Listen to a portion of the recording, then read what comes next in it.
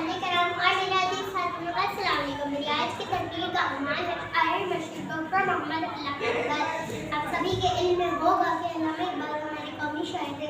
उन्होंने जो तस्वर पेश किया इसकी ताबीर की सूरत में 14 अगस्त 1947 को महादेव में आया।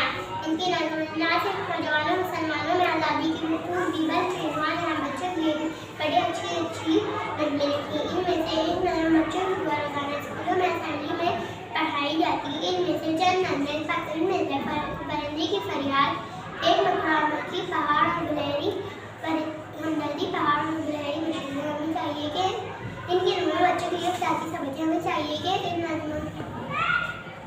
कि इन अच्छी बातों पर अमल करें ताकि अच्छे इंसान बन सके और अपने प्यारे मुल्क का नाम रोशन कर सके। आमीन। मैं अपनी तकरीर का इख्तिताम अल्लामा इकबाल के इस शेर से करती हूँ। नहीं दे रहा नशीबन सदर सुल्तानी की गुर्बत पे तो शाही में बसेरा है पहाड़